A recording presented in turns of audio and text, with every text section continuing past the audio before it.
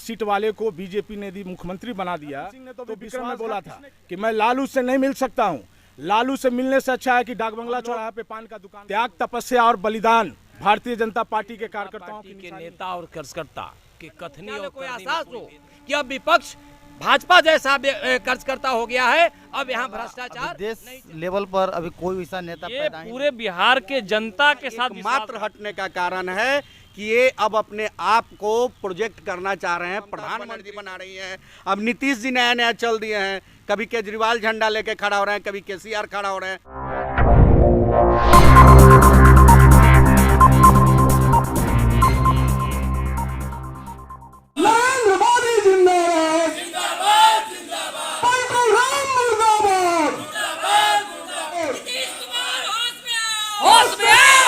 अभी हम उपस्थित है बिहटा प्रखंड कार्यालय में, जहां आप देख रहे हैं कि भाजपा का जो बिहटा प्रखंड का जो मंडल है वो यहाँ पे एक धरना आयोजित किए हुए हैं।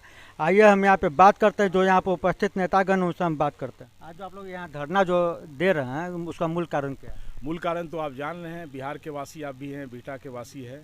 जिस तरीके से बिहार में 2020 में हमारे नरेंद्र मोदी जी के चेहरे पे बिहार की जनता ने जो जनादेश दिया था, नीतीश कुमार जी ने उस जनादेश के साथ विश्वासघात करने का काम किया है। और सत्ता लोभी इतने बड़े होंगे ये पूरे बिहार की जनता देख रही है। आज इसका विरोध हम लोग पूरे बिहार में संजय जायसवाल जी के नेतृत्व में पूरे बिहार में प्रदर्शन कर रहे हैं, धरना कर रहे हैं। और बिहटा में भी इस प्रखंड कार्यालय में राजेश जी, रजनीश जी, कुमुद जी के नेतृत्व में हम लोग यहाँ पे धरना देके बताने का काम कर रहे हैं। और हमारे कार्यकर्ता एक संकल्पबद्ध हो गए हैं कि आने वाले दिनों में बिहार की सरकार को उखाड़ फेंकने का काम करेंगे। जिस तरीके से उन्होंने विश्वासघात किया है, ये जिस तरीके से एक जंगल राज से हम लोगों ने लड़ाई लड़ करके एक सुशासन लाने का काम किया था, उस सुशासन पे पानी फेरने का काम नीतीश कुमार जी ने किया है लालू यादव की पार्टी से गठबंधन करके। ललन सिंह ने जो आरोप लगाया है कि आप लोग उनके साथ विश्वासघात कर रहे हैं, आप कह रहे हैं कि आप वो आपके साथ के वो आपको ये इल्ज़ाम लगा रहे हैं, इस पर क्या? देखिए, ललन सिंह विश्वासघात की बात कर रहे हैं। आप बताइए, यदि 45 सीट वाले को, कम सीट वाले को बीजेपी ने यदि मुख्यमंत्री बना दिया तो विश्वासघात किसने किया? विश्वासघात हम लोगों ने नहीं किया है। और ललन सिंह क्या बोलेंगे?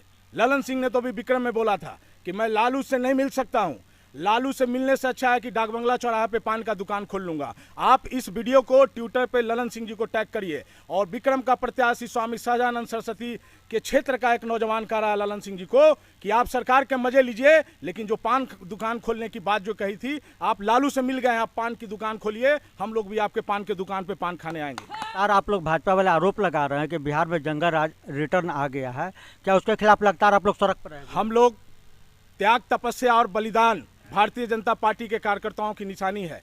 हम लोग तो बलिदान का शिविर में जाके हो चुके। आज बिहार से जंगल राज को हटाने का काम किसी ने किया तो भारतीय जनता। आज देश में जिस तरह से कांग्रेसियों ने लूट का भ्रष्टाचार मचा रखा था, तो हम बीजेपी के लोग ने उखाड़ फेंकने का काम किया। हमारे कार्यकर्ता तो तन मन और धन से लग करके गांव-गांव तक अलग जगाएंगे। और इस सत्ता लोभी नीतीश कुमार और जो बिहार में यूपीए की सरकार बनी है, इसको हम लोग उखाड़ फेंकने का काम करेंगे। जनादेश नीतीश कुमार के नाम पे नहीं मिला है, 20 में नरेंद्र मोदी जी के नाम पे मिला है। 2019 में जो उनके 14 लोकसभा सांसद जीते हैं, वो बताए किसके चेहरे पे जीते हैं और उनकी जितनी स्थिति है, उनकी कितनी ताकत है, 2024 में हम लोग दिखा देंगे। और ललन सिंह और उनके नेता क्या बोलेंगे? जो सत्ता के लोभी है, जो सत्ता के लोभी है, जो स्वार्थी लोग हैं, आप खुद जवाब दीजिए। हमारी सीट ज़्यादा थी और हम कम वाले को, नीतीश कुमार को हम लोगों ने मुख्यमंत्री बना दिया। कौन? हम लोगों ने मुख्यमंत्री पर भरोसा किया, बिहार की जनता ने भरोसा किया है, लेकिन नीतीश कुमार जी ने बिहार की जनता को धोखा देने का काम किया है। नीतीश कुमार, आपका उम्र भी अब हो चुका है। आने वाले 2024 और 25 में भारतीय जनता पार्टी क्या पूरे बिहार की जनता सबक सिखाएगी, ये समझने की आवश्यकता है। जैसा कि आप लोग आरोप लगाते हैं कि वो पलटी मार नेता हैं, अगर वो फिर पलटी मारकर 2024 में भाजपा के पास आते हैं तो आप लोग का क्या रहेगा रवैया? पलटी मार तो पहले तो बोला जाता था, नीतीश कुमार जी के बारे में बोला गया है कि नीतीश कुमार कोई ऐसा सगा नहीं जिसको नीतीश कुमार ने ठगा नहीं। आप जॉर्ज फर्नांडिस की बात करिए, आप आरसीपी जी की बात करिए, सतीश सिंह की बात करिए, सब जितने इनके साथ पुराने लोग रहे उनको ठगने का काम किया है। और भारतीय जनता पार्टी, आप इतिहास को देखिए, जब 2000 में पहली बार मुख्यमंत्री बने तो उनका नाम नहीं था, उस समय सुशील मोदी और रामविलास जी का नाम आ रहा था, लेकिन हमारे नेता अटल जी और आडवाणी जी ने उनको मुख्यमंत्री बनाने का काम किया। बाद में भी हम लोगों ने कम सीट के बावजूद भी मुख्यमंत्री बनाने का काम किया। तो विश्वासघात तो उनके खून में है। जदयू और हमारे नीतीश कुमार जी पलटी मार है, वो कभी भी पलटी मार जाएंगे। और पलटी मार को बिहार की जनता भी पलटी मार के 25 में दिखाएगी और 24 में दिखाएगी कि आप जनता के जनादेश का अपमान किया है। और पलटी मार क्या होता है? जनता सबसे ज़्यादा पलटी मार होती है। आपको बता दें, जनता ने जब एक बार पलटी मारा तो नीतीश कुमार जी आज जो विधानसभा और मुख्यमंत्री आवास का मजा ले रहे हैं, रोड पर आ जाए। भारतीय जनता पार्टी के नेता और कार्यकर्ता के कथनी और करनी में कोई भेद नहीं होता है। ऊपर से नीचे तक जो कहता है वही करता है। आज तक भाजपा पूरे नैतिकता के साथ अपने दायित्व का निर्वहन किया है।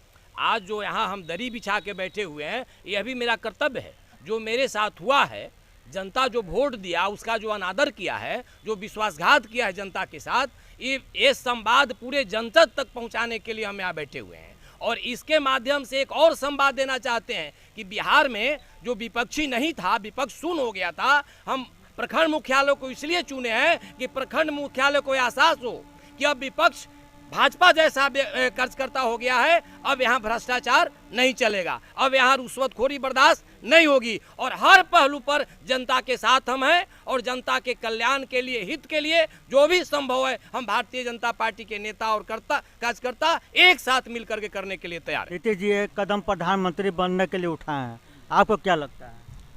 नीतीश जी तो की इच्छा थी, चूँकि चुनाव के टाइम जब 2020 का चुनाव जब चल रहा था, 5वां 6ठा चरण में जब पहुंचा था, तो इनको लगा कि हमको बहुमत नहीं आएगा। उस समय ये जनता से घोषणा किए थे, जनता की सभा में, कि हमारा यह अंतिम चुनाव है, माने अंतिम बार हम वोट मांगने आ रहे हैं, अब नहीं, इसके बाद हम नहीं आएंगे।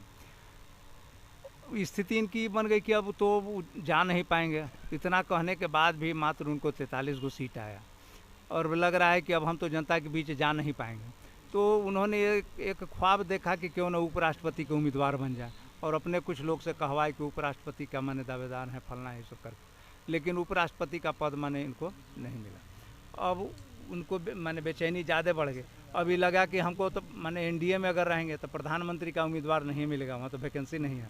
तो क्यों न माने ऐसे माने यहाँ से अगर छोड़ करके महागठबंधन में जाते हैं, तो महागठबंधन में कांग्रेस वगैरह और जो दल है वो तो हमको नहीं मानेगा, लेकिन हम एक तीसरा मोर्चा बना करके एक ये दावेदारी माने कर सकते हैं कि हम प्रधानमंत्री, लोग हमको मांग करें कि प्रधानमंत्री के ये उम्मीदवार हैं और ये कम से कम उम्मीदवार बन जाएं। यह माने एक घोषणा की उम्मीदवार बन जाए, जैसे जसवंत सिन्हा को लगा कि हम माने राष्ट्रपति के उम्मीदवार बन जाए। चुनाव तो जीतना नहीं था, उसी तरह से इनको चुनाव जीतना नहीं, लेकिन ये चाह रहे हैं कि खाली हम उम्मीदवार बन जाए। हम लोग के साथ विश्वासघात हुआ है, बिहार के जनता के साथ विश्वासघात हुआ है, इसके खिलाफ हम लोग धरना पे आज बैठे हैं। आज हम लोग का आगाज है, अभी आगे धरना लगातार जारी रहेगा। नीतीश कुमार जी 2024 में नरेंद्र मोदी जी जो वर्तमान में प्रधानमंत्री, उनको चुनौती देने जा रहे हैं, आपको इस पर क्या लगता है? नरेंद्र मोदी जी को चुनौती देने वाला अभी देश लेवल पर अभी कोई वैसा नेता पैदा ही नहीं हुआ। नरेंद्र मोदी एकमात्र ऐसे नेता है जो जन जन प्रिय हैं और पूरे देश पर उनका एक अच्छा कार्य लोगों के बीच में रहा है, जिसके कारण देश में राज कर रहे हैं वो। क्या ये लगातार धरना जो है, कभी जनता के आवाज़ के लिए बैठेंगे आप लोग? ये धरना सिर्फ बीजेपी के साथ, भारतीय जनता पार्टी के साथ विश्वासघात हुआ है उसके लिए नहीं है, ये पूरे बिहार के जनता के साथ विश्वासघात किया गया है।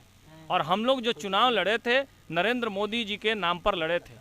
नीतीश जी भी इस चीज़ को स्वीकार कर चुके हैं और किए थे कि हम जो है अब अगले बार चुनाव नहीं लड़ेंगे और बीजेपी के हमारे माननीय प्रधानमंत्री, यशस्वी प्रधानमंत्री पूरे गांव-गांव, पूरे जगह कैंपेनिंग करके, पूरे जगह ये चुनाव प्रचार करके ये सीट आई थी। उसके साथ हमारे बिहार के जनता के साथ धोखा के साथ साथ हमारे माननीय प्रधानमंत्री के साथ भी धोखा किया गया है। इस चीज़ को पूरे भारतीय जनता पार्टी बर्दाश्त नहीं करेगी और उनको सड़क से लेकर सदन तक इनको जवाब देगी।